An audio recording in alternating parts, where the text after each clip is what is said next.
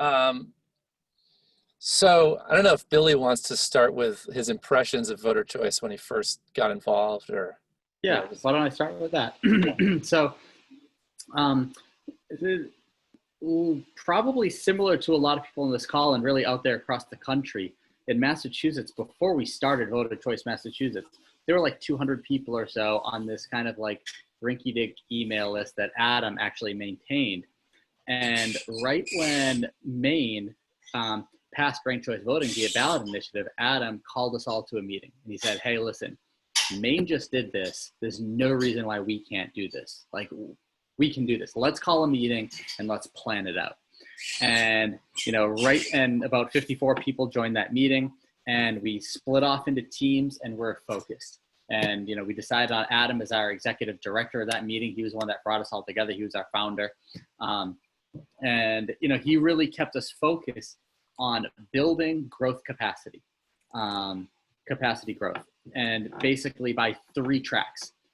1, growing your email list size. That's why he keeps asking you guys, what's your list size? So growing your email list size. 2, raising donations, small donations, large donations. A lot of times small donations first, and then once you can prove you've raised a lot of small donations, then the big money wants to come into. And 3rd, securing endorsements from key organizations, political organizations in the state. So we're very metrics focused. And we, not many states have been successful in implementing ranked choice voting in their state. Only one of them has, and that's Maine. So we wanted to follow their lead. We wanted to follow what worked for them. Lots of other people have tried to do this legislatively from the top, and none of them have succeeded. And, when you put your eggs in that basket and it fails, you're back to ground zero. Whereas if you build a movement, any setback that you might have, even if you have a bad month, right? You still look at your numbers, and your numbers are still higher than they were last month. So you're always inspired by this constant growth. And eventually you're going to grow to become a movement so large that the state can't ignore you any longer. Either you're going to have the numbers to go for a ballot initiative, which we did, which Maine did, or our theory at Rank the Vote is, or you're going to have a capacity, a movement so large that the legislators can't ignore you any longer if you don't have a ballot initiative. So that was our plan. We're up to over 60,000 supporters now. We've raised millions of dollars in donations, and we're on the ballot. And really, it's been about focusing on capacity growth the entire way. And Adam has, and we've now transferred over to a full paid staff campaign, because we were just a bunch of, nerds that were interested in ranked choice voting to start. We'd never won a ballot campaign, in a state of, 6 million people.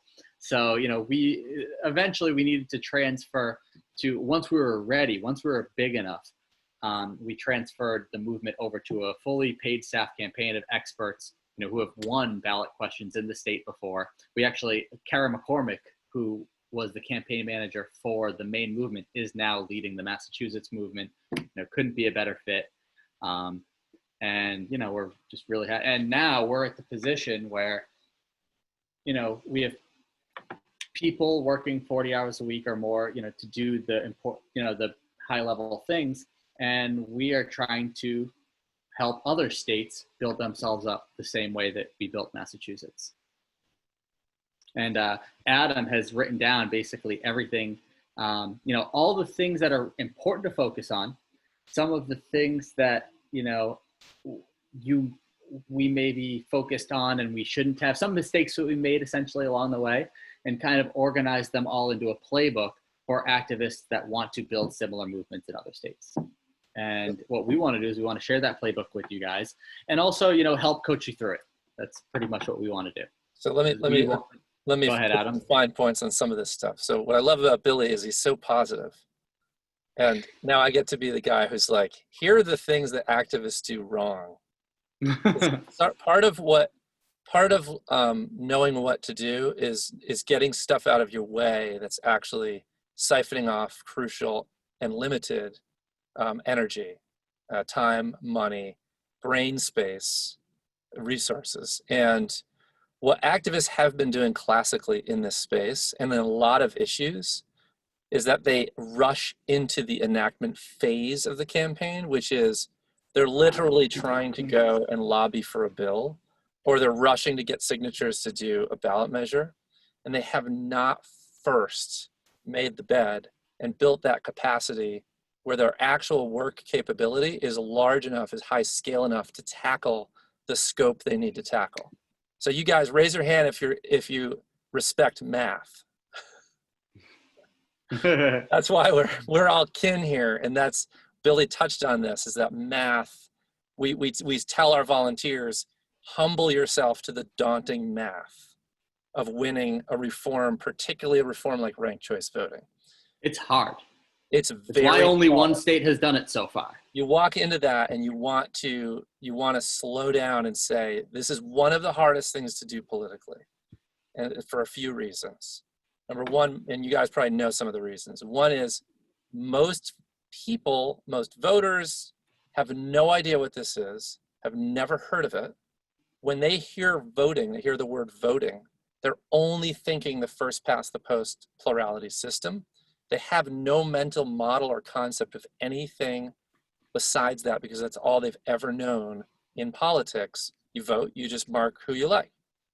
So that's those two things. And so the estimates are 10 to 20% of people have even heard of ranked choice voting, let alone know what it does, let alone know what benefits them. And in a situation where you're having a ballot measure in particular, if the golden rule is if a voter doesn't know about it or is confused by it, they vote no. If they don't know, they vote no. And so you're actually, you have to go in with a posture of, we need to be overly compensating and aggressive about educating as many people as we possibly can. But the beauty, and then the other thing with the legislature, you walk into a room, you talk about how great this reform is, and you expect heaven's gates to open because of the merits of the idea and how elegant and wonderful this is for democracy, for representation, which it is. All that stuff's true. But we all know that's not how change actually happens. You need a lot more than just a good idea. And so these politicians are measuring everything by, viability, how popular it is, is it going to hurt them if they support it? Are they going to look fringy and weird? There's a little bit of a high school dynamic, like, are the cool legislators that I want to curry favor with on it? Or is it just the third parties and the super duper progressives, or whatever the case may be? Those kinds of things. So we have to be really aware that we're thinking like marketers, and marketers use math, and marketers use branding. And so we do both of those things. So we want to get ranked choice voting out of the nerd stream and work it into the mainstream. And everything we do is going to try to support that movement. We can go into more specifics about how to build an organization that can stay focused on that capacity growth strategy. And that the beauty of that strategy, so the upside there is that it's very simple and elementary. So it makes it very accessible for new volunteers who might not have a ton of training or policy understanding of ranked choice voting. They can learn the intricacies of ranked choice voting as they go, as they kind of do work on it. And it's measurable. So we don't fool ourselves into these magical thinking around, I just spent an hour convincing an opponent that this is good. We're winning, we're making progress. Like, no, that's not really substantial. We want to focus on all the quantitative measurable stuff. How many people did you sign up at the event for the issue? And then we're focusing only on the idea of ranked choice voting itself. So in the early growth campaign for voter choice, for the first 2-3 years, we're a 501c3, only talking about the idea and using real examples from real political elections, but not getting caught up in the weeds of the particular permutation of which algorithm. Is it single winner or multi-winner RCV? Is it federal, state, local? All those intricacies that the wonks tend to like to rat hole on and talk about. We'd actually say that's an ongoing internal discussion, but when we're out in public, we're talking about the super basics of this, which is what it gets for voters. Yeah. Asking voters, are you tired of voting for the lesser of two evils? Keeping it simple like that. So we could do like a simple we could kind of open up to some questions now. We could also do like a quick RCV pitch training, which takes a couple of minutes. So you guys kind of get a sense of like a quick elevator pitch for it. Well, what are the intricacies you're talking about with the? Yeah. Okay, I think Catherine's also trying to speak, but you're sorry. Before we get to that, John from Louisiana's got to drop off. So I was wondering if he had any questions before he had to bounce.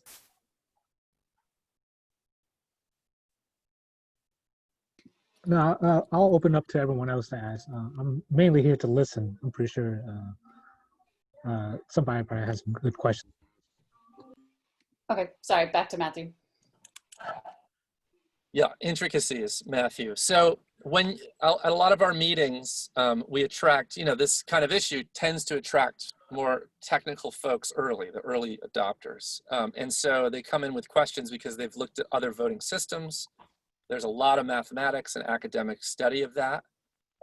And so people might wonder, well, how's the winner determined? That's an algorithm, and that can be done a few different ways. And so, we've adopted the most common one talked about and used in real elections in the US and around the world, which is the instant runoff method. And there's also Condorcet, which is pairwise comparisons. And then when you get into the broader issue of alternative voting systems, there's a ton of alternative, and people are inventing new alternative voting systems every day in their basements or whatever. So there's approval Trying vote. to convince Rank the Vote to like adopt them. Yeah, and with voter choice, there's range and score voting, there's Buckland voting, there's board account. Star voting, yeah. Yeah, Star is a new one that's getting some initial traction in Oregon. So does that kind of touch your question, Matthew? I had no idea there were so many different types of. Yeah, but I mean, there's an automatic filtering process because instant runoff, and there's another one called limited voting, which we won't get into now, but there's very few alternative voting systems that have real political traction in US elections, and ranked choice voting, instant runoff ranked choice is it. And approval just won Fargo, North Dakota, but that's its only flag in the ground right now. Mm-hmm.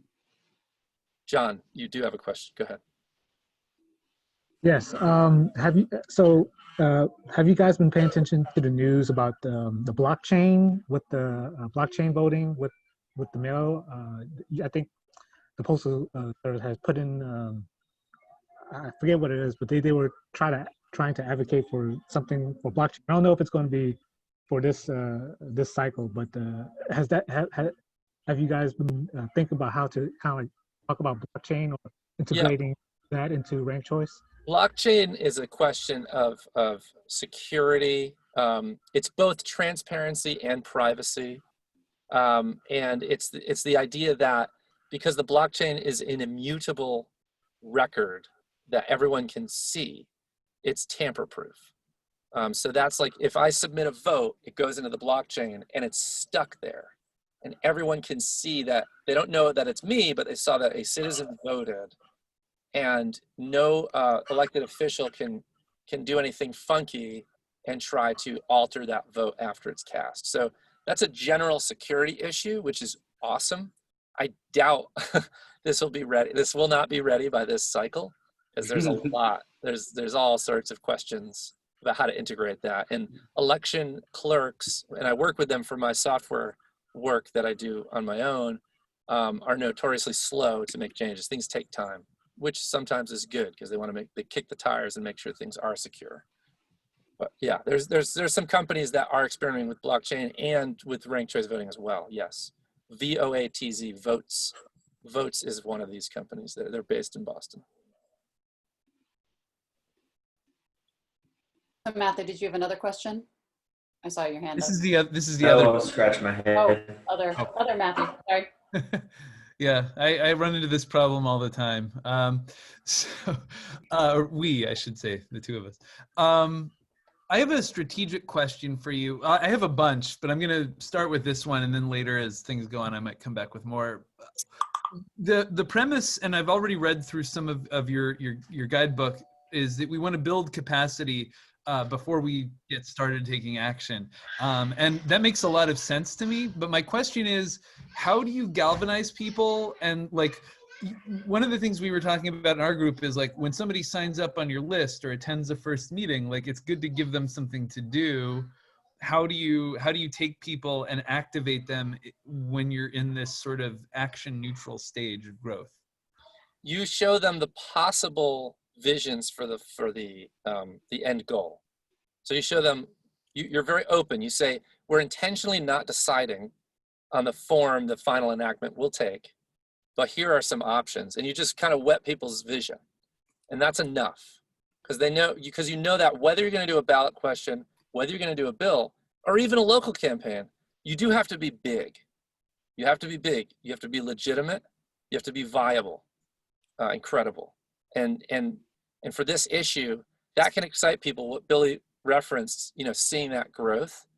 In terms of giving people things to do, so there's a little bit of a trick in your question, because a lot of good organizing is giving some broad stroke guidance, but giving creative control to leaders beneath you or leaders alongside you. And so we have a team structure where you give over to a team a functional responsibility to set goals and make progress within that function. For instance, the live outreach team is the team that is responsible for hitting sign-up goals at political events. They go out with clipboards, they learn a quick pitch, and they try to get large numbers of people to sign on to the email list and to check the box to volunteer and to check the box to donate, and even to collect donations with like a Square card reader while they're there. They set their goals, they kind of run that by the executive team, and they're like, that's great, and they go for it. And they have their own governance, their own team leads that run it. And then the other team, like the endorsements team and other sorts of things. So they have to kind of, like us, we're building the plan as we're flying it. Everybody's doing that together. Nobody's above anybody in that respect. There's no real gurus. If I as the director say, I think this is the way we should go, but I always throw it out to the room, let's kick it around. If I'm wrong, I'm wrong. And then we adjust, we course correct, and we make that decision.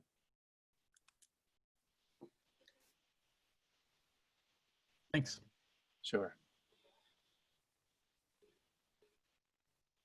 Are you kind of talking, Matthew, there specifically about like this pandemic time too?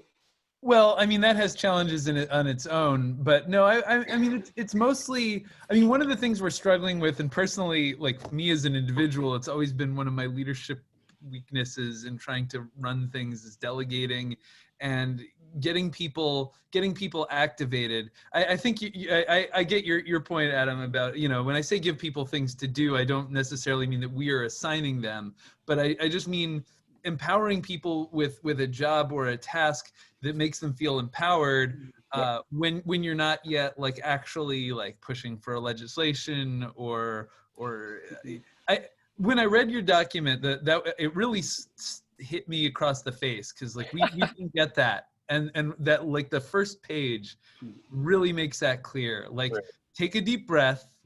Don't worry about contacting legislators. Like, that's been on our to-do list, and we're not there yet. I mean, maybe we can talk to a few friendly legislators, but like, sure.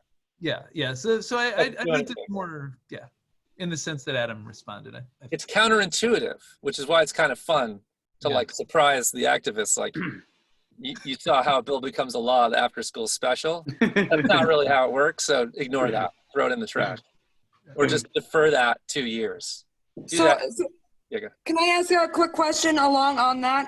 So I think what we're kind of struggling with is trying to figure out, like, if somebody attends our event, should we be saying that we're just building the ground root, putting the education out there? Is it okay that we say that we don't have anything necessarily for you to do except for, putting on events and putting on, events that you just watched? So I need to, this is good. So I guess to boil it down, like the bottom line of this is being big, having a big movement for the idea of ranked choice voting. So there's a little bit of a cultural shift too. Everybody has to be comfortable voting a different way. We voted the same way for 200 years. And there's a lot of folks that have, in their lives, they've voted the same way their whole life. That's a big deal. So that really is an educational, cultural campaign where you're engaging with society. And maybe I need a better mental model to really break it down carefully. But before we even educate the public, like again, thinking like marketers, we're not even like when I'm founding organizations, and we founded now 10 organizations in the States for ranked choice voting in the model of voter choice. When we do that, their target audience are other politically conscious and activist people. We actually also say, do not go and just educate the public at large yet. You're not big enough to do that to have any real impact that could be converted into a legal win, into an enactment. So it's another pitfall. It sounds great, but it's not really being kind of creating a strategy that's building on itself to get you to win it, to get you to win the law. So the reason you focus on activists and political conscious folks, because you first need to build a big organization. So this is the other thing. Activists get stuck with 3 to 5 mules trudging up the mountain, doing all the work, having a couple people take on this and that once in a while. They don't have a good structure. They don't have clear lines of accountability and follow-up so that things get done. And with our model, we do have a 3-tiered structure where there's an executive team, a tier of all team leads that meet weekly, kind of like analogous to this right here, and then this call, and then the 3rd tier is those team's members. And so the executive checks in with the team leads check in with their members and try to delegate as much as humanly possible. So we tell the team leads, you're doing it right if you're sitting back sipping on a pina colada and all your members are doing the work. You're doing an excellent job. You're doing a good job if you're doing some of it and you're delegating some to your members, but that's like your ideal. This is Tom. I'm wondering if I could interject a question. Sure. I think Matt and Emily are touching on this. One of the things we've struggled with is, we've been focusing on paring down our key initiatives. But in looking at your playbook, it seems kind of clear to me that this has to be a separate initiative. In other words, we don't hold events that are talking about UBI and other things. This has to live on its own and have its own team, its own structure, and its own organization, it seems like. And, we've struggled with, do we try and do all these 3 things at the same time, or do we focus on one thing and do it well, with our limited resources? That's right. Because how much value are you adding by lumping in a very complex issue like UBI with a very complex issue like ranked choice voting? When I say complex, I mean it requires the recipient of your message to really work through the implications before they totally buy in. Like, these are complex. These are changes that, we message it like it's all simple, and it is, but the psychology of kind of like for legislators, especially because it's their job to really think through all the worst case scenarios, the unanticipated, unintended consequences, for instance. They're all going to throw that at you. What are the unintended consequences? What is the arguments against this? How can this blow up and then I look bad as a public official because I supported it? They have that fear posture when you're asking for change. That's what you get. You get a lot of resistance based on, the devil I know is safer than this new idea. So I agree with you. I mean, where you're going with that, where keeping it a single issue does really help us become expert at how to market this and how to grow it as one big political thrust. Yeah. This actually transitions very nicely to maybe you giving a status update on where each of the states that are listed on your website are. Because it seems like potentially in some states, we might be a coalition partner, the way Humanity First Collective in Massachusetts was like a coalition partner. So could you just do like a rundown of, just kind of running down these states at what stage they're at? Yeah, so I'll touch upon the ones that have some blurb, like, because we're just cataloging what's out there, but then there's the ones with the italics in the bottom of the square is the ones we're working with. So Arizona, so we could do co-founded and or advised. But yeah, let's take Arizona. We had a couple of launch meetings in February. They have team leads kind of for half of the structure. And in fact, have you all read the playbook? No, we have not, because Billy asked us to, part of the relationship forming, that as the states were interested, they would ask, they would get the playbook for when they were having a direct meeting. Okay, because there is before we jump into this, I should just show you briefly the team structure, if that's cool. Do you have an online version of it that you could share for people to look at? Let me kind of get off of the full screen so I can access my browser, and then I will paste in the slide here, and you guys could just look at this, and then we'll. Oh, the other thing is I can stop screen sharing and you can screen share if you want to show people. I could try that. Okay, let's try that. Host disabled screen share, so you may have to make. Now it is fixed. Okay.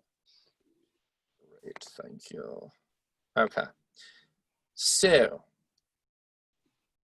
the super duper have really high turnout monthly meetings. Promote the crap out of them and get at least 30 people there. Try to shoot for 50. Don't run a pseudo campaign. We already talked about that. Humble yourself to the math. And by doing that, you have to get big people, money, and endorsements. And then you also can build an advisory board. That's another huge accelerator for credibility and for major donor funding as well. We built a 40-person advisory board. You just show them some of your basic metrics when you're in a one-on-one meeting. You're like, you love RCV. This is viable. We've proven some traction. We can execute. Join our advisory board. It doesn't take any work or time. And we have like a Nobel laureate. We have Larry Summers, the former Treasury Secretary of the country. We have Mike Zarin, the Assistant General Manager of the Celtics. This is all Massachusetts stuff, and some of them have moved over to rank the vote. So you guys can do the same in your states. It would be incredible. And then get RCV. So here's the architecture here. So this is the basic team structure. This is like the org chart, so to speak. You have an executive team, you have a messaging team, which should be centralized because you want to use the same language like good marketers that you are. And then you have your gold teams are like the most important teams, your people, money, and endorsements growth tracks. And in each of those live outreach, as I described before, you get your signups at events. Volunteer mobilization is it's the same thing as onboarding. Once you get them into the list, that team calls them up. Hey, how are you? What do you do for work? What's your situation? What do you want to do? How do you want to help? Come to the next meeting, etc. Get them all acclimated. Fundraising is fundraising. There's more we could talk about there. We can do house parties, equip everybody with these square readers, give them super simple fundraising training, and everybody can be raising money, which is super fun. Everyone's afraid of it at first, and then they like it once they do it like 5-10 times.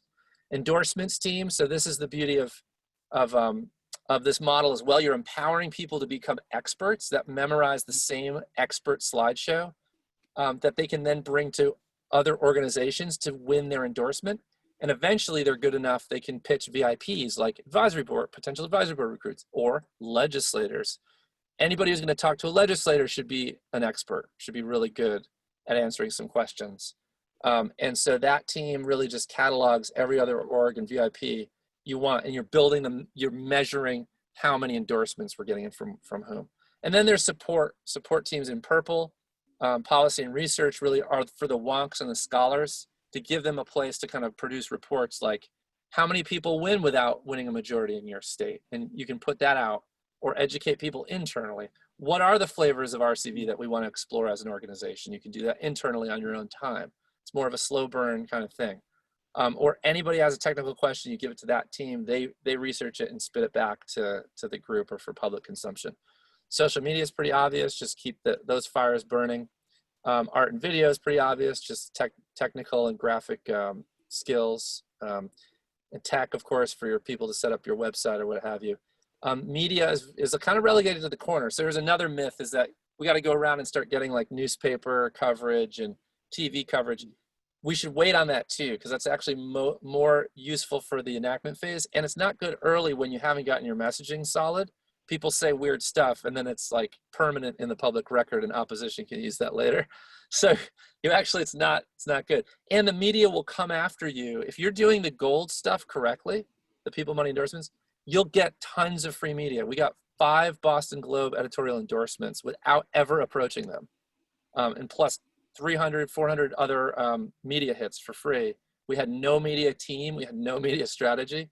They just kept, because we did all that good growth, they noticed us everywhere. So that's the basic org chart. So we could jump over to the states. I can throw it back to you, Catherine, yeah? Yeah, so if you just want to talk about, and perfectly, Brendan is here from Arizona. So we were just about to talk about the status that Arizona is in, Voter Choice Arizona. Yes, we had a launch in February. They have been working on some of the basic infrastructure. They've got a few of their team leads filled out. They're still trying to find their way in terms of full team delegation. There's still a little bit of bottlenecking at the team lead level. They can certainly use some help. So there's some opportunity for us to circle back with them. Voter Choice Connecticut, they have a list of 2,000 to 3,000 at this point. They have some really solid leadership. They have 3 of their basic teams filled out. Delaware is launching. We kind of had an initial meeting with 20. They're launching a big push. I think it's next weekend. I can send you guys like some of these dates. We're all volunteer ourselves, so like as these have proliferated, I just kind of lose track of all these details. But they're ready to rock and roll. They're going to get probably 40 to 50 folks at their meeting. Massachusetts, Michigan launched over a year ago. They have all their teams filled out. They can definitely continue to build. Nebraska has kind of half of their teams filled out. They launched 2 months ago. New Jersey launched 2 months ago. Same deal as Nebraska.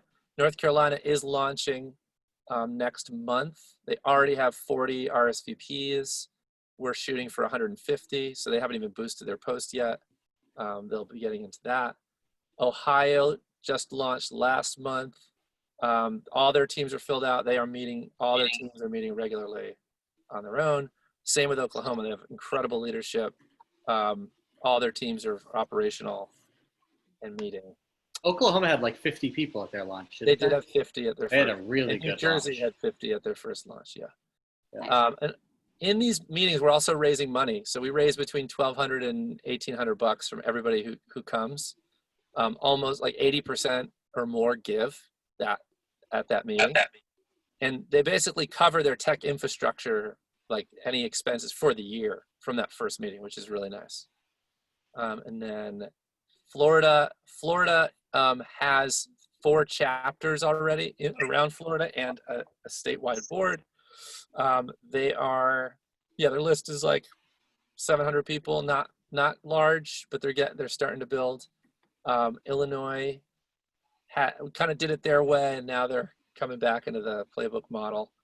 So the takeaway here, guys, is like we're just getting started. Like most of these states, I've basically personally co-founded with state activists in the last 4 months, I'd say, to date, and it's all Zoom calls. So obviously now having the in-person is not good. And these activists need a lot of hand-holding and care and support to find their way and put that structure together and get it moving. And not everybody succeeds at it because it takes breaking some bad habits and taking on different habits to do. And running the meetings is important. Like there's lots of little tricks like how to do it quickly, time boxing everything, keeping good records, things like that. And before we get into the chat, can you just kind of hit Missouri, New Hampshire, and Fair Vote, Washington? Yes. Missouri has a bunch of recent graduates from Missouri Science and Tech, big technical school there. They are hoping to do a 2022 ballot measure. They have very good turnout, their leadership calls, a Gantt chart going on, they're getting stuff done, still just building infrastructure and learning about policy landscape. New Hampshire started about 2 years ago, is finally in the last few months getting their team leads in place. So they're about half built now. They're getting 15 folks or so at every monthly meeting. Washington's also doing well, like Connecticut. They have over 3,000 people on their list. They have fully functional teams. They have funding and a staffer working there. So that's Washington State. Yeah. New Hampshire was trying to kind of put a lot of their eggs in the legislative basket for a while, and they weren't really focused on the capacity growth model for a couple of years. But around, I think in January that started to change out. Do you agree? They started kind of like Tiani came back and she was like, okay, like let's do this your way. Like this, we're doing is not working. We're not getting anywhere. They testified at a legislative hearing to pass this bill, to move this bill forward. The bill got voted down something like 11-0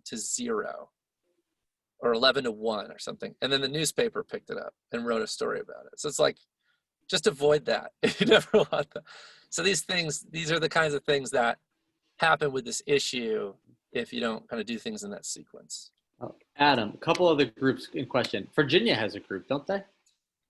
Okay, so there is a Fair Vote Virginia, but there's also an amazing advocate who did start running Fair Vote Virginia. Then she stepped down to run for office. She won a seat in the Virginia Assembly. And then she essentially masterminded the campaign internally, the insider campaign, to pass Virginia's local option RCV bill. And she did. She worked with the new Democratic leadership of the Assembly and Senate, and they passed it this year. It was this year, and it's incredible. It's an unusual achievement. Most state legislatures do not pass this sort of thing. So she's awesome. Her name is Sally Hudson, and you should all know about her. And then she's going to be working on winning this in Arlington and Charlottesville in the next cycle, and then going like full statewide, full federal state probably. Okay, just before we kind of go to questions, Billy and Adam, what's your time like? Can we keep you for like another 20 minutes, or is that troublesome? I love this. Billy has a child, but ranked choice. She's sleeping on her Mimi right now, so I'm free. I'm in the clear. Until the cry. Okay. No, so she's out. So just for housekeeping, if we can do Paige's question about New York and what your thoughts are and how they're going to roll that out, and then I just wanted to ask you some questions which might kind of anticipate some other questions, and then go to Lamont and then Matt Wetstein. So Paige, do you want to, or do you guys want to take Paige's question from the chat? I can reiterate it vocally if that's easier. Yeah. No. Okay. So I'm in New York City, and next year, really exciting, they're going to use ranked choice voting for the local ballots here in the city. So like for mayor and city council and all that. But judging how they really screwed up the vote by mail campaign, the New York State Board of Elections, and just how voting has been handled in the state in general, I have concerns that it's not going to be rolled out well, and that maybe they won't educate voters on how to fill out the ballots ahead of time, and so it will actually just end up in like confusing voters, and fewer people will vote, or people will vote incorrectly. So is that something that maybe at this time we should just focus on voter education, or would you suggest getting involved in like the making of the ballots? Like, is it worth, I don't really even know how this works. Do we go to the BOE and say like, let us see what the ballot looks like? Is it reasonable? Is it understandable? Like, what's the whole process there? You're talking about New York City, yeah? Yeah, not the whole state, just the city. Do folks on this call know what percentage voters voted yes on this question? Nope. 74%. And who led the organizing? Like, is there an organization that Paige can connect with, or where did that come from? I've been connected with Fair Vote and Represent Us, and Fair Vote has done a fair bit, but I don't know if there's a chapter for you guys here. No, so Common Cause New York was really kind of brokered getting the campaign staff to run this thing. Susan Lerner, who runs Common Cause New York, really spearheaded it. I'll reach out to them, definitely. Yeah, Rep Us and Fair Vote helped them. I'm not worried about New York in particular. Because of that vote count, Okay. Voters have proven they're up to the task. You guys should know when Maine first rolled this out, the ballot question only passed 52%. Like, it was a squeaker. And then they had to defend it against the legislature, tried to block it. They did another vote, got 54%. And then when they did the vote, when they used it, 87% of voters in their first Democratic primary using ranked choice voting used the rankings. They ranked more than one. So that's great evidence to say that voters actually take to this quite well. In Santa Fe, 88% of voters used the rankings for their first ever mayoral ranked choice voting election in Santa Fe, New Mexico. And 61% ranked all 5 choices, which is really cool. So New York, I'm not too worried about, but it wouldn't hurt to do some education and just do that as kind of the pretense to get folks on your list and just keep building there so that you can eventually go for, number 1, New York City needs to expand to use it for the general elections, so it's only primaries. And number 2, New York State. Okay, well, that comforts me that you're not too worried. So, yeah, I think we'll probably focus on education then, and I will definitely reach out to Common Cause. Thank you. Awesome. And then just a little internal housekeeping. This is a great issue that, we can make all those coalitions, with other organizations that we want to. And I'd say that's kind of one of the things that I feel like Melissa Lynn in Massachusetts is doing really well. She steps into these things that several organizations care about, and then is a productive partner that kind of whips our members to like actually do useful things rather than just being part of the sea of volunteers, which I think that starts to you build up your credibility as an organization within your state.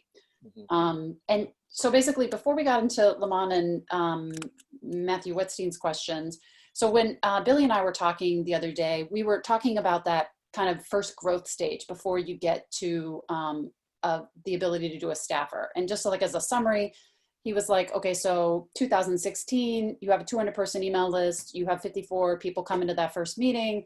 Now you guys have over, 4 years later, you have over 60,000 people. And, in the beginning, you're doing those, get people to sign up to be on the email list, have house parties to raise money.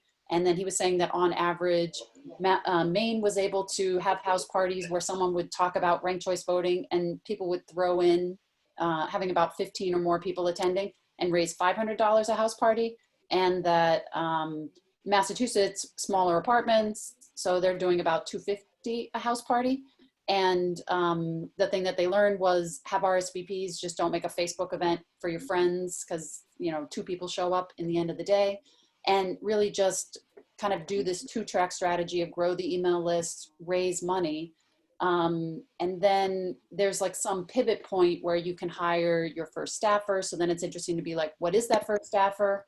And then later on, where I come into volunteering with you all, you're doing, the street team is still going, you're doing the 200 coffees with the legislators because you're doing the 2-track strategy, which I think addresses Matt's question about places that don't have ballot initiatives. How do you get the legislators to do this for you?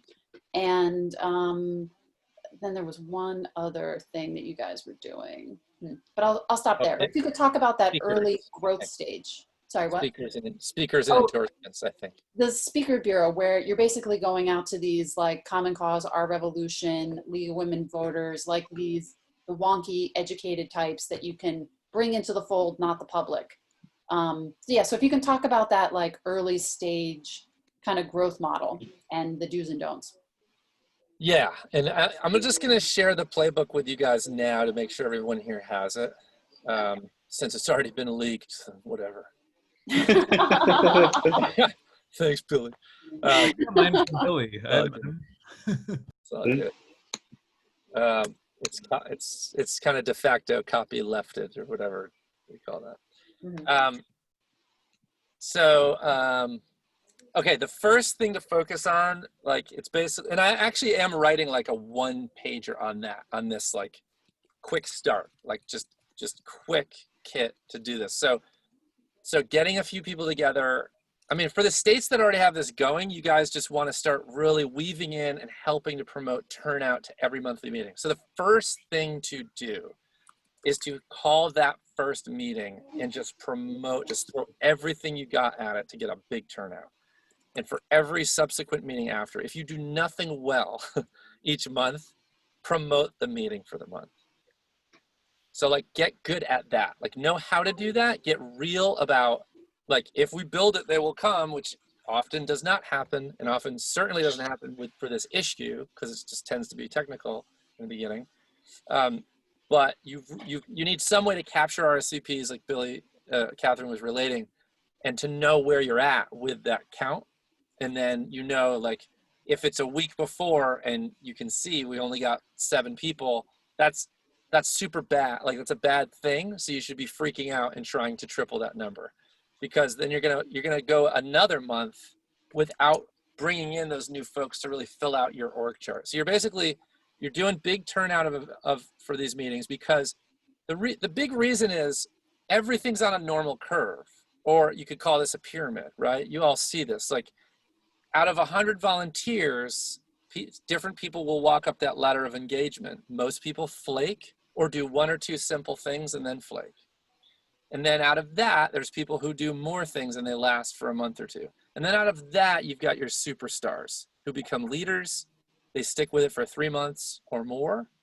And so you want 50 people so that you make sure you get a good handful of those superstars.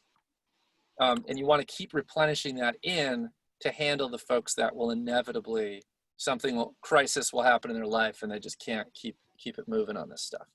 So big turnout. And then the meeting has to be really well designed, like really sharp, time boxed, high energy, inspiring. You inspire people with a vision. You open things up, help people talk about it, kick it around, invest themselves in it, share their ideas, get some spotlight for their brilliance or whatever, or questions. Then you do the breakout groups and you help create little communities for each team. You give them 30, 40 minutes together to get to know each other, set those goals, they report back. And then you're building your org chart. Then you say, like, out of those breakouts, we need people to raise their hand and say, I'm going to play lead for this, at least this month, if not longer, and a deputy lead for redundancy. And then you have those, then you glue the weekly team leads together every week going forward. And then you have the executive just kind of overseeing that, making sure all that's working. So you're just constantly making sure your org chart is full. Teams are meeting regularly. Teams are setting goals. And even if they fail to hit the goals, the most important thing is to build those communities where there's a rhythm of work and output. And eventually they'll kind of figure out the tactics that will make them successful. They don't have to be great at the doing part yet. They just have to be great at the meeting and trying part. That's the basic formula.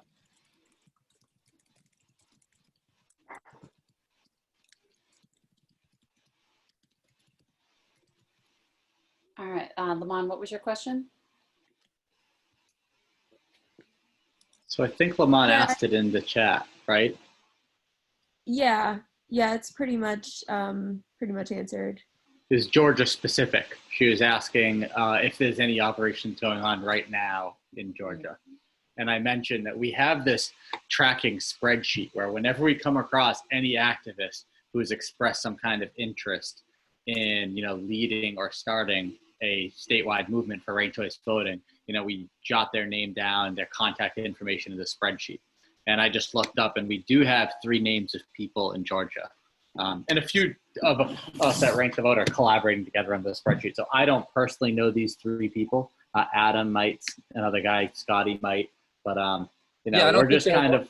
They're not launched though, so we need to launch. No, they're not launched. So okay, so you guys can be on the when we get, yeah. So Lamont, if you think that this is viable, I mean, we know it's viable. If you're interested in getting involved in leading this movement, or people that are, we can help you guys call that first meeting to, get this thing off the ground. Because it seems like if you have a number of different organizations, because you're talking about when you find activists, if they can pull in their related organizations, kind of like we're going to pull in our organization to form these or join as like kind of organized blocks within this kind of RCV state, then rather than just trying to do it from our one organization, kind of pulling those others in to have like the stronger recruiting capacity. That's super helpful. Yep. Yeah, I don't envision Georgia being ready to take on lead something like this, like the Humanity Forward chapter of Georgia, until after November. But if there was going to be like a meeting with other activists, we would attend and support. Okay. Yeah, just being feeders, like the top of the funnel in marketing language. And just putting it out to your folks to make sure there's some boots on the ground at those meetings would be invaluable. Sure. Yeah. I'll put my email in the chat. Awesome. Yeah, if folks are okay, I'm going to share all the contact information if, and so if anyone objects to their contact information being shared, send me a DM at Wetstein. Yeah. Well, first off, please do contact us. We want to be in touch with you guys. This is a question sort of about the constellation of other organizations that are out there. We've mentioned Fair Vote has been mentioned before, and also Represent Us. There was a group that I was a part of that I'm still kind of keep afloat of, Unite America. Like, to what extent are you guys working with these other organizations? Are they on board? How should or could we engage with them? Do they have anything to offer us that we could use? Yeah. Okay. So I've known Rob Ritchie, who runs Fair Vote, for many years. I've known Josh Silver and the folks that Represent Us, Nick Troiano and Tyler Fisher at Unite America, and they're the groups really working on this nationally along with us. They offer bits and pieces of this stuff. I have not seen any of these groups do what we're doing in regards to like straight up grassroots movement building, like building strong, independent, local organizations that are not chapters of anything else, which is also good for campaigns. You want people to have their own homegrown identity. You don't want them to be as some satellite of some interlopers from elsewhere. And they're all great in what they do. Rep Us and Unite America are pretty multi-issue. So they don't devote a ton of resources to RCV, unless there's a live campaign, then they help fund stuff, which is awesome. But that's that last mile. And then Fair Vote has been in the space since the late 90s. They put ranked choice voting on the map. It used to be called instant runoff voting, and they really proliferated that terminology. And then we all switched to RCV around 2010. And they're like the godfathers of this, reform getting some traction around the country. They're more geared toward intellectual capital, like a think tank, than they are like grassroots mobilizers and organizers. And it was actually some of my, we have friendly debates about approaches and strategies, and it was some of my like frustration with wanting them to be more of that actually spurred me to just jump off and just start doing it. Because no one was doing it. But Fair Vote is incredible for, like, you can lean on them. You can send them an email and be like, I need a legal analysis of my state or my city. And they've done it. Like, they've done all the really tricky legal stuff. I need an analysis of, are the voting machines ready to handle RCV where I am? They've done that. They have a lot of technical chops. So they're very, very helpful. They can write reports for you. They can, Yeah, I just want to say, from my experience, you very much hit the nail on the head. My frustration in following organizations like these for a long time, and this was part of why Yang empowered me, was he was the first person I saw to gain traction, is this like lack of being able to energize people. And I would add that the cautionary tale for all of us, based on what you said about the like trying to start a top-down chapter. Like, there's a lot of chapters discussion with Humanity Forward, and like I'm not commenting from an informed position because I have not had a chance to wrap my head around it. We had a huge storm last week, but I think that digging deep and building a movement part is what's always missing with the nerdy movements. And if we can get that right, then we own this. That's right. And there's bad habits. Like the other one, sorry, it's not structured, but like okay. People are afraid to talk to strangers, or they think that doing stuff all online is organizing. And that might work for like a flash mob protest. Yeah. It doesn't really work for like building strong, sustainable organizations that can do a lot of complex work over time. Yes. I've found. I mean, unless you're all software people certainly do that on GitHub and like all the software things, but that's software. So it's like, there's a lot less to it in a lot of ways than all the beautiful rainbow of skill set you need to do organizing. It's really, I've found this to be really fun and interesting because it's like, you're working both sides of your brain all the time. It's very hard for nerdy introverts, but let's Yeah. get over that. That's right. We have to, our job is to teach them and train them out of that into better habits that make us grow, make us powerful politically. Emily? Okay, so I kind of have two hopefully quick questions. The first one kind of goes along with one of the last questions about New York. Do you guys partner with any of the organizations that have done the studying on the different ballots on which ones work best that might be able to be helpful to other states when they have gotten it passed to make sure that they are using the best ballots that's the least confusing to the voters? I'm aware of them, and we do keep an eye on that. The Center for Civic Design is the organization that has done some really good ballot analysis, usability testing, which is the best way to do it. You put it in front of people, you ask them questions, can you navigate it, blah, blah, blah. The best design, I think, is currently the grid of bubbles, where your candidates are rows and your rankings are columns. Right. And it's like a Cartesian grid. Right, so I've seen that. I was just making sure, like, how do we kind of get, like, if we got it passed, how do you get your state or your city to use the best one? It's actually organically happening because that design is the one that the newest voting machines use. The old design, which is like each column and it repeats the names of the candidates and you like connect an arrow they used in San Francisco. That's an old Optech Eagle machine or whatever. These are all insider trade stuff. But that's going away. Like that's an obsolete machine. So I don't think the ballot design is going to be an issue. I think and clerks glom on to what works elsewhere, so it'll kind of naturally coalesce. Okay, and then sorry, go ahead.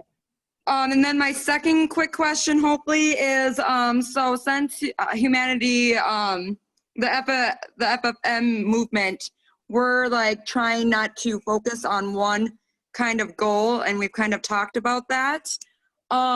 Could we be more of a partner like system of educating other organizations on ranked choice voting alongside our other kind of platform goals? And if we end up raising money, should we be separating that money for people that are for ranked choice voting and for like UBI?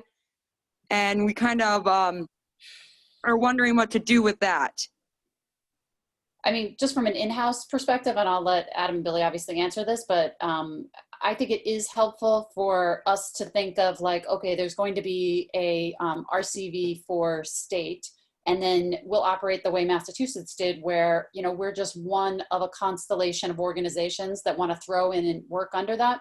So when we're doing stuff for that, we are raising money for that. But I think in the process of doing that, we are going to learn a lot of good practices that will help us. Plus then in organizing and not always, you know, like building these partnerships with people, people are going to naturally come into this, you know, like when we got approached, like, oh, we want to work with this Humanity First Collective. Do you have a national? Do you have other chapters?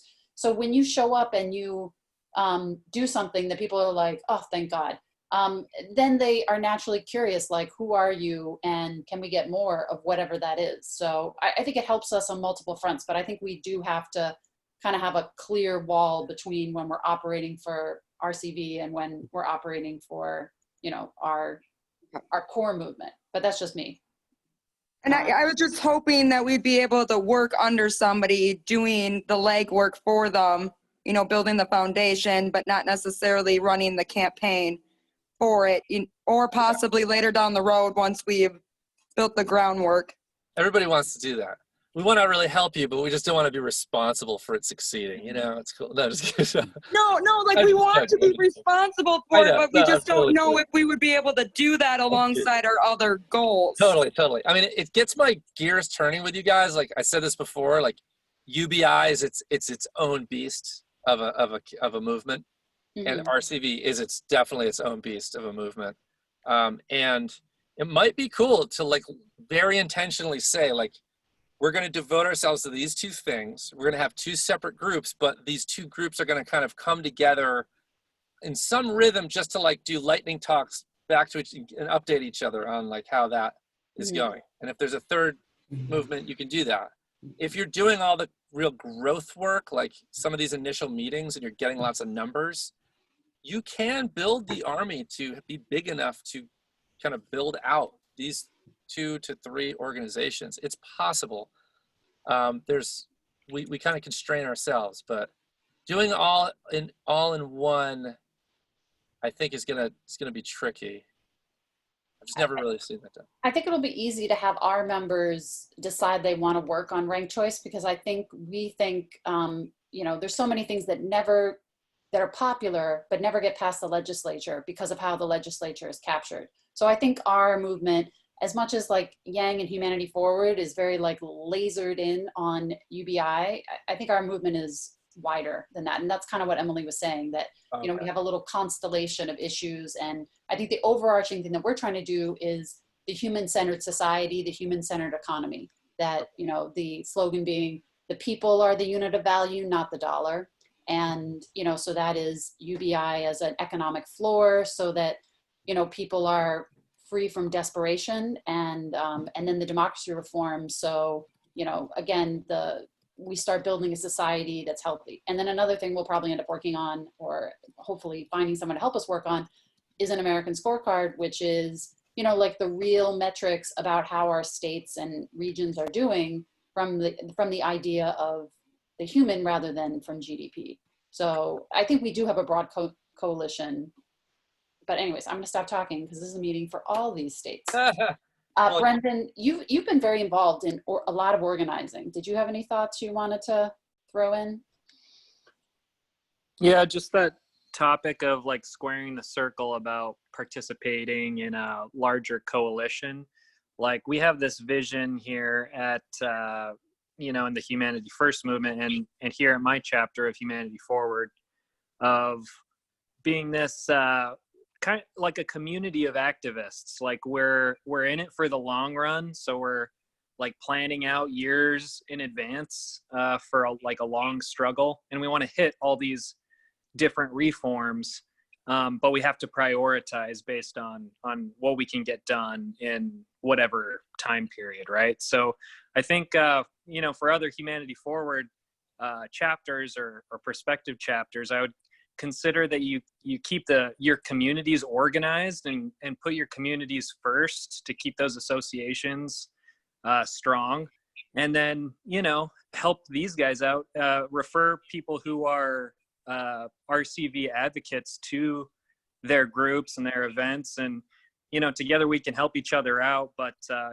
you know, it's going to be a balancing act that you can make over time as different opportunities pop up. And so that's the trick to me, is when to invest a certain amount of energy at what time towards what reform. But I'm definitely seeing RCV as a high priority.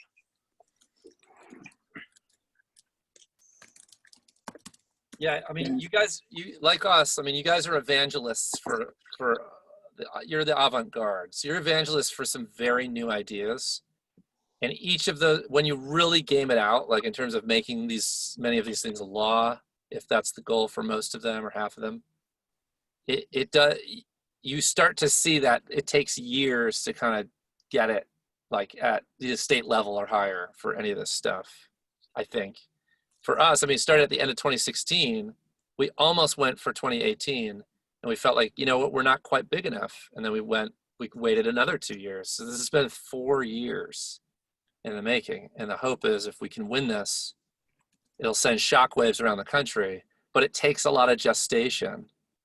And I'm glad you said, like, we're in it for the long haul and it takes years, because big ideas do take time. You cannot do this in a year or two in most contexts. So if you treat each issue like that, given that, I think they all merit and warrant their own singular effort of leaders to drive each one and stick with it. That's just my editorial opinion. Yeah, And even a magical politician can't just make these things happen themselves as much as they might promise it. Like even if Andrew Yang won the presidency, I mean, it's not like, you're going to automatically be guaranteed to have UBI and ranked choice voting in place. I mean, Trump was promising a wall. I mean, politicians promise lots of things and they can't even deliver them. Exactly. These things take a lot of work and a lot of support from a lot of people to make them happen.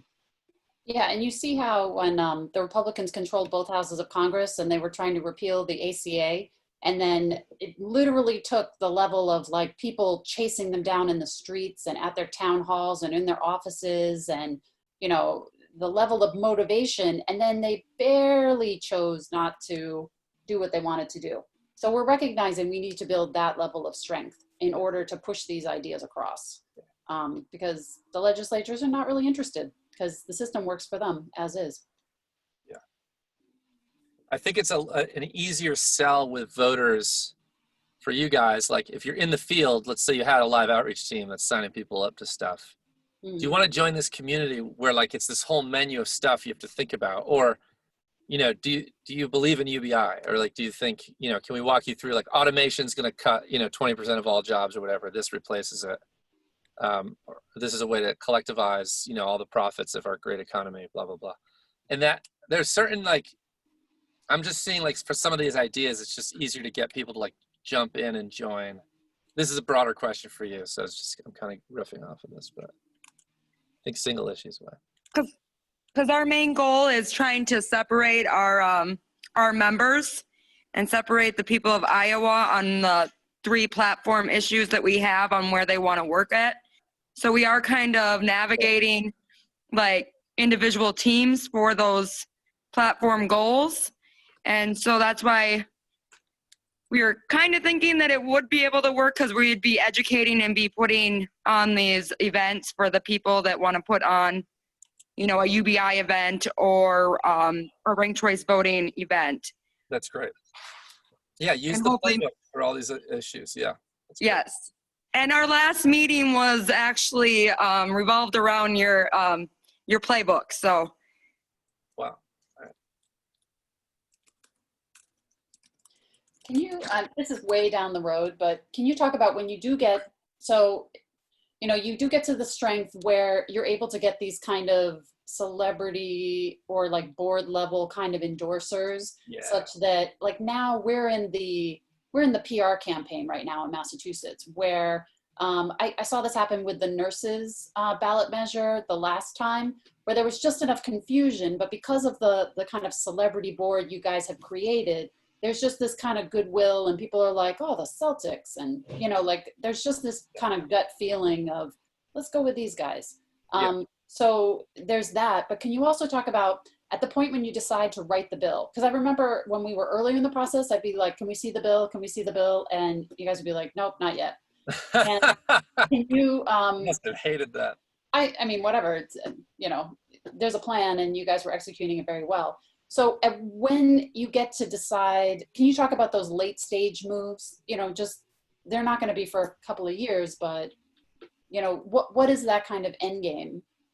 Oh yeah, I mean, we have 2 former governors of opposing parties that are honorary co-chairs of the campaign. Deval Patrick, Democrat, Bill Weld, Republican. And we have a former Lieutenant Governor, Kerry Healy, Republican, under Romney, also part of that crew. That to me, that's fun. That was very fun and new for me. Like all the big fundraising that I did and all of that celebrity recruitment has been awesome because it was a new challenge, and we were able to do some stuff. So you guys can too. Your question is like the bill, the writing of the bill, kind of choosing which one you do, and That's tougher. Like we played it safe. We're like, Maine did this. We're going to just copy what Maine did because it's just pretty straightforward. Like ranked choice voting in the party primaries, ranked choice voting in the generals. Federal and state offices, don't mess with local because there's all sorts of weird local politics. These are like high visibility, high profile offices. And there's not much, it's a through line. So a lot of people are like, well, what about blanket like jungle primaries with ranked choice voting, where it's like everybody of every party runs, and that's great because parties suck and we want to do this whole open pro voter thing, which sounds great, but now you have like two big ideas that you have to talk to people about why we should just dismantle each party's primary. Like California has this, Louisiana has this jungle thing.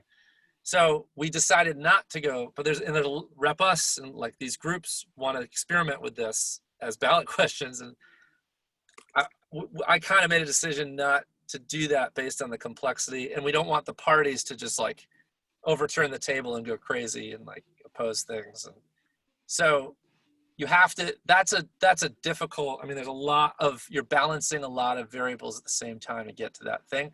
But I think the number one thing is, particularly, this issue is already hard enough to move forward because of the complexity. So keep the policy as simple as humanly possible, I think is the lesson there.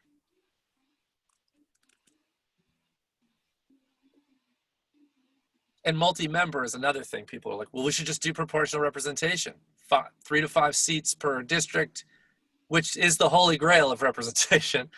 But again, like RCV plus exploding the geography that the state has enjoyed for many decades, and politicians are going to be like, whoa, wait a minute. It's just too many things kind of shift. Let's get people ranking first. Let's just get them ranking things. Solve the spoiler effect. Liberate everyone from the lesser of two evils. Empower third parties and independents to run. There's enough wins there that simpler change is definitely a net positive. And then I think Texas was talking to us about doing like an approval style where they were, you score everybody and then the top 2 go off to a separate election. And yep. So that's star. I guess if folks want to do something other than straight RCV, they pick some other style. Are you interested in working with them? That's a good question. I am. I would want them to focus locally first. Don't try to do that statewide. It's going to take too long, and it's going to muddy the waters for this space, I think. I'd say just start locally. Mm-hmm. And I'll help. Okay. Before we start to kind of wrap up and get into what are next steps, does anyone else have questions that?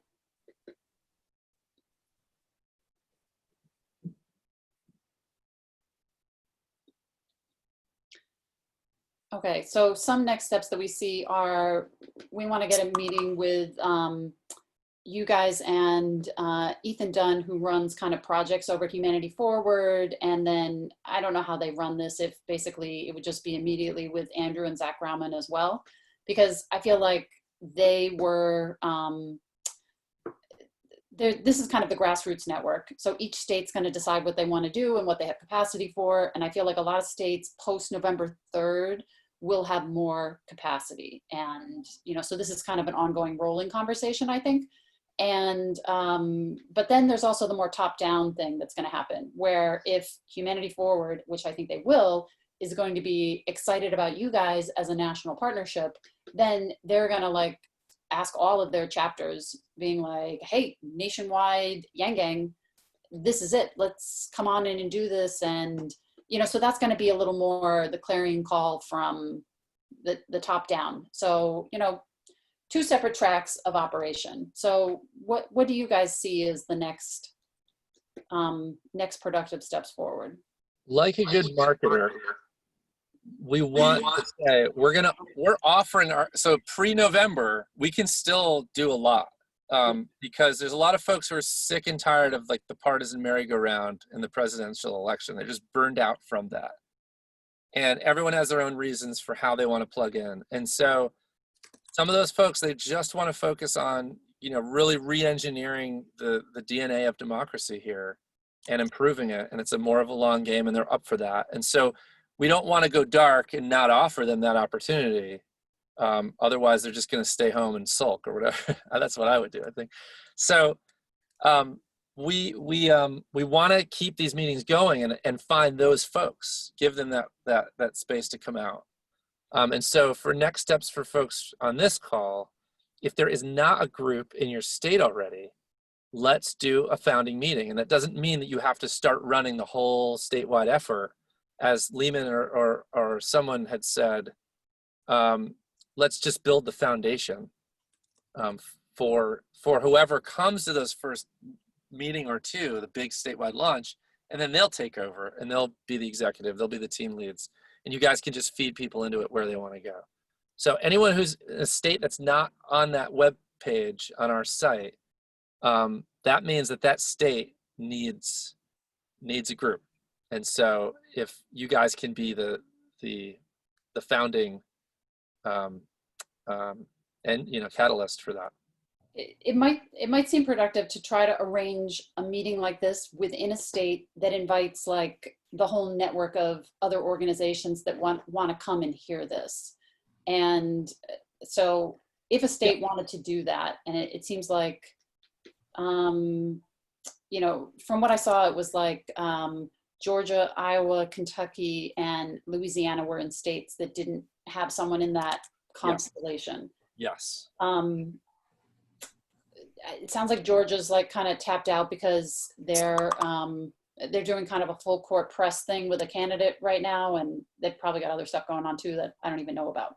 Is that true, Neiman? All your members are saturated with this candidate? Yeah, that and planning for the income march and just getting off the ground. So it's the special election to fill John Lewis's seat. Okay. So yes, they're fighting a very uphill battle that to fill John Lewis's seat. You probably noticed in the news that the Georgia Democratic Party just picked someone, and they didn't even need to do that for themselves. They could have, just picked up the people who had been in the primary, who is the candidate that they're supporting, and brought them into that. And then their person that they selected instead of elected, probably has the organization to crush all challengers. So now they're doing this. I don't know. There's like, is there under 10 people running? Like five or six people running? Yeah, there's 6, and then 3 Democrats.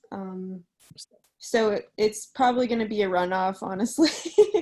And so best case scenario, he would serve for a month, but he does have a lot of support because he primaried John Lewis. And I don't know, my theory about Nikema is that she may just decide to step down after November, because I feel like since she's going against a QAnon candidate in Atlanta, who is the only Republican that could possibly win in Atlanta, she doesn't want to say, I'm going to step down as soon as I win. But everyone else is like, no, she's going to stay there for 2 years. So we don't know. We'll see.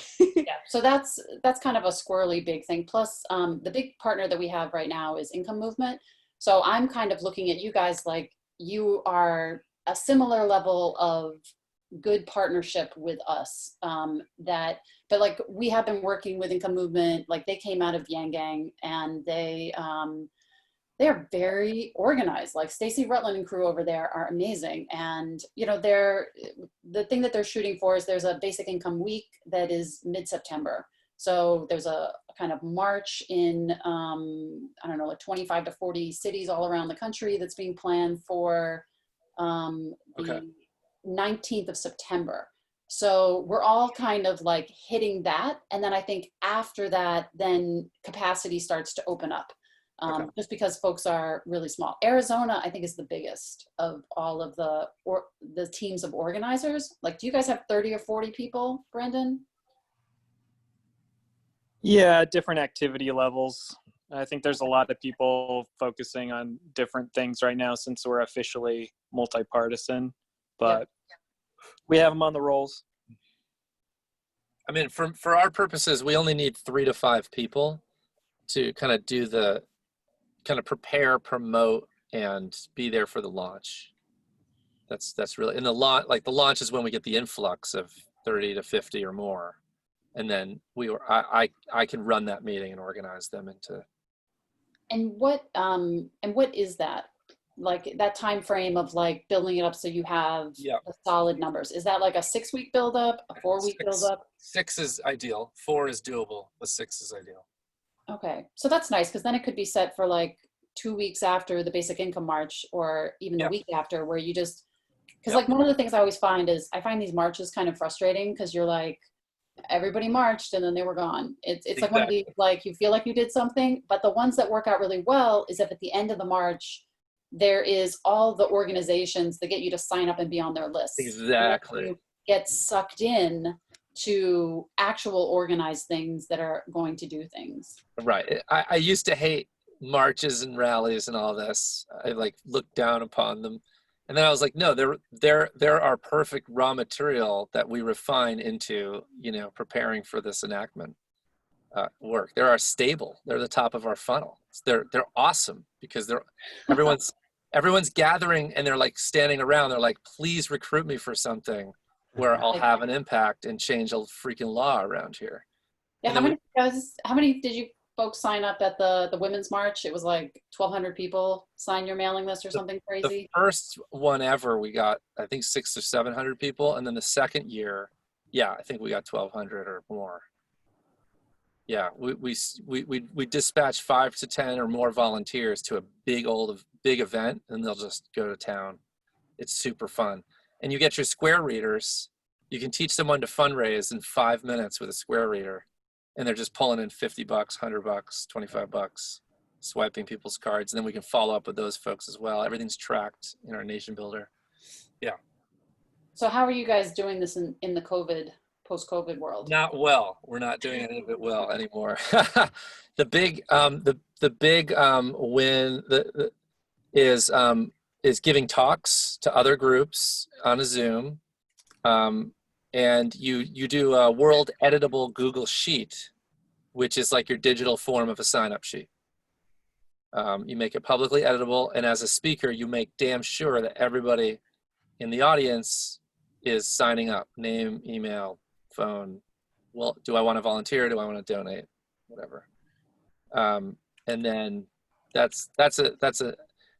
thing that I think we got to hit our stride with, which we didn't do well, and we still need to study and get better at, is social media ads that kind of convert people to signing up a list. No one in the RCV space has done that well. And I'd say that's what's interesting about Andrew Yang's organization. Right now, they're kind of A/B testing their outreach and, just really seeing who responds through these things. Awesome. And then another thing that they did really well was like early on in the campaign, probably, I can't even remember what year it would have even been. They went to like something like Creative Artist or William Morris or something like that out in California. And I don't know exactly what they did, but they basically arranged a lunch or something where, the folks that, that they were repping, the talent that they were repping could like come and, meet Andrew and hear his pitch. So that's how he made a lot of his celebrity contacts, I think. I mean, some of them came organically, like Dave Chappelle, one of his neighbors gave him the Warren Normal People, but that might be I don't know. So they might have some interesting things that they can bring in terms of, social media stuff. And they definitely have some interesting partners, Donald Glover and some others. So awesome. Okay, so are you guys in a thing, like if a state reaches out to you that you would, because like a lot of our states are kind of in this thing now where they're having monthly meetings with their chapters. So they'll get like 40 to 50 people or right. I don't know, like 20 to 30. If a state wanted to kind of step in and be like, yeah, we want to be part of the coalition, because there were some states that there's nothing in their state, and there's other states where it looks like their job is just to contacting the existing RCV and kind of get hooked into what's happening there. Is that kind of the 2-track playbook? Yep. Have you come to the meeting for states that, kind of run a meeting like this, but for, let's say, we'll say Georgia, even though Georgia's like, not us. And then it's like, Our Revolution, Sunrise, you know, like anybody who cares, come to a meeting like this, but like in state. We usually go to their meetings. So like the RCV group would kind of dispatch a speaker to do a quick talk, Okay. and then sign them up, you know, to the RCV work. Okay. Yeah, if I could just share an opinion of mine, you know, that's where I really think that the Humanity Forward movement could be an asset to your coalition building efforts, is because we can connect a bunch of different issue groups. And our principle of not left, not right, but forward runs pretty deep.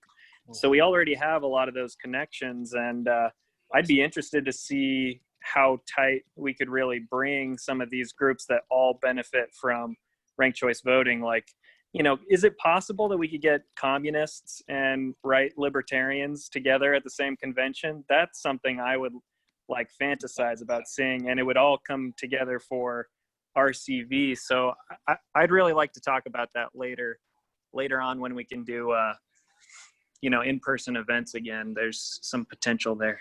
Definitely. So thank you for your time, and I'll have to get out too, but I'll keep helping you all out. Thank you. I just want to ask one more question. I know this is getting crazy late for you guys. So email list discipline.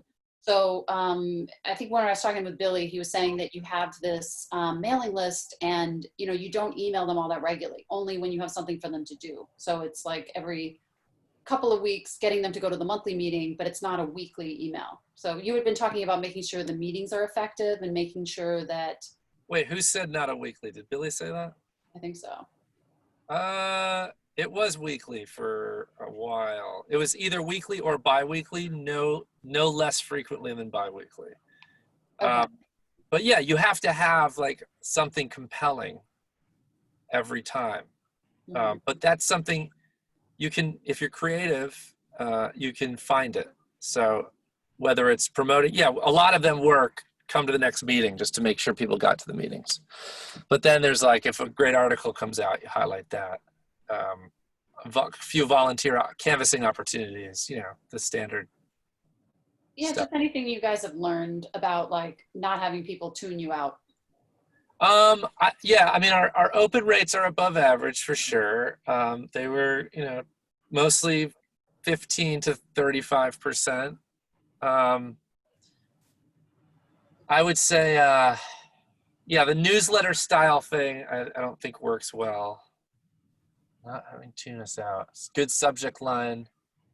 I in the playbook is linked to all of our email blasts. Mm-hmm. The analytics are somewhere. Okay. That's all I can think of right now at this moment. Sorry. All right. This meeting has gone on crazy long. It's normally an hour meeting, but it was so, I don't know, we were having such a productive conversation with you. It's recorded, we can share with people. And yeah, I'm very excited for this partnership. And I saw in the chat that Billy was like, we'll connect after that. Oh, so, yeah. Anyone who wants to like work with me to just do these launch meetings, that's the simple thing that we can do right away. So I'm always up for that. And I'm of course on hand to answer questions. And So are there any groups in Texas you know of that are active? there is a group called, I think it's on our page there, our states page. Okay. In Texas, Harriet is I forget her last name, Harriet Wasserman, I think, does run it. I'm not sure where they're at. I don't think they've taken on, we've done a little bit of consulting with them. They haven't really embraced the growth model, so I don't think that they've grown much. But certainly you can go in and just try to get them to really nudge them over. Some groups are like, we want to do it our way, and we want to try that. We don't want to take like this template. And so, you know, we can't force it with them, let them try. They come back. I saw you all had a meeting, and last I talked to Hexel, they had a Democratic co-sponsor, and they were looking for a Republican co-sponsor. So I think they were kind of traveling down the route of, hey, let's go to the legislature before building the movement, which you advise against. Yeah. But that's. And for Texas, massive state, a lot of red there. Yep. And which doesn't correlate you know, with support. Sometimes it does, but usually doesn't. So, Well, ranked choice voting is one of the most straightforward things to pitch. You know, I remember pitching that just as one aspect of the Yang gang, you know, but if you were to just have it as its own subject, I mean, you mentioned a pitch earlier and we never got to that, but I'd totally be interested in seeing kind of what y'all have learned from pitching. yeah.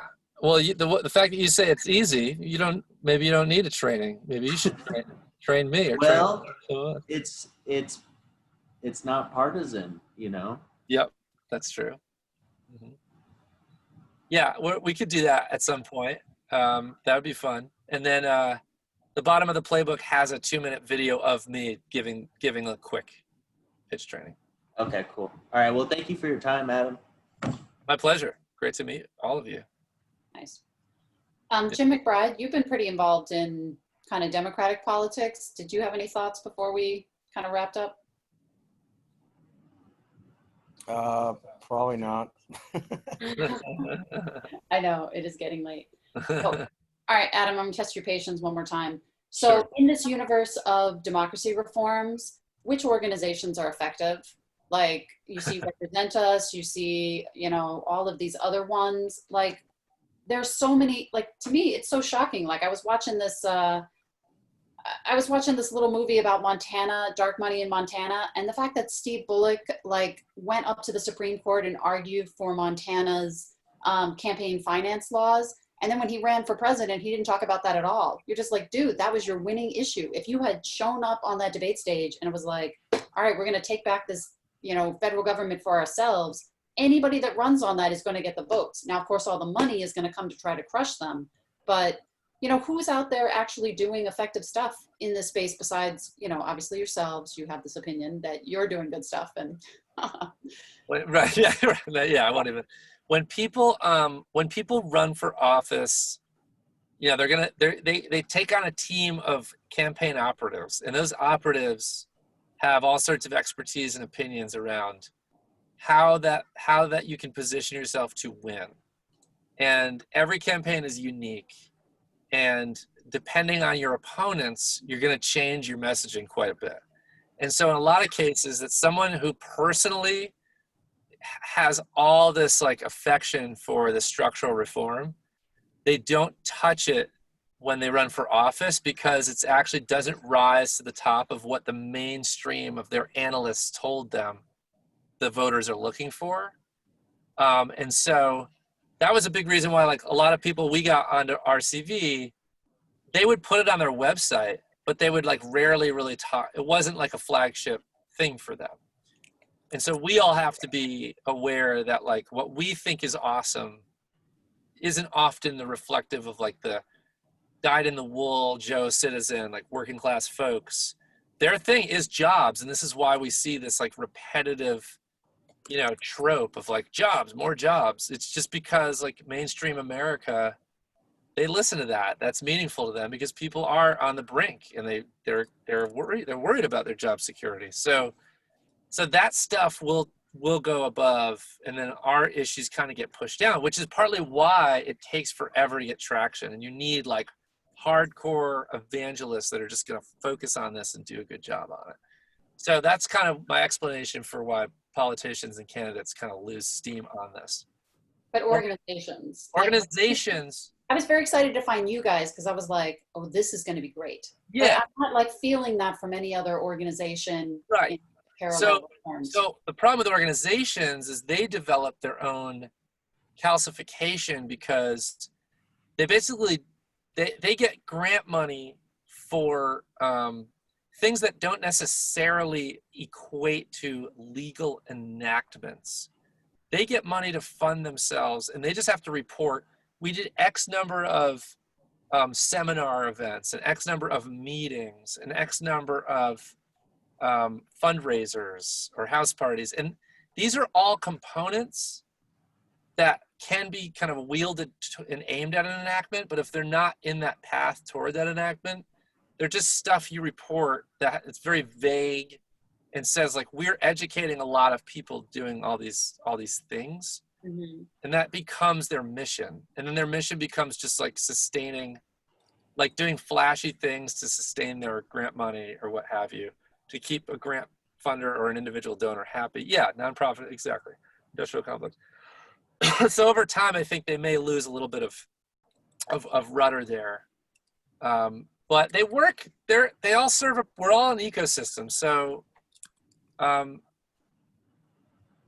yeah, there's a lot more to say on that, because a lot of this is geared in people's psychologies too.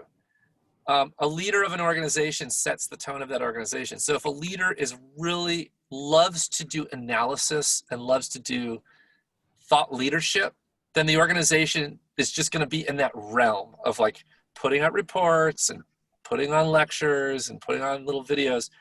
But if the leader like wants to hone in and win political campaigns to enact something as law, everything's going to stem from that, and the organization is going to be leaning toward that, and the culture is going to be like that. We're going to teach everybody that approach, and then we really start to get that sort of progress.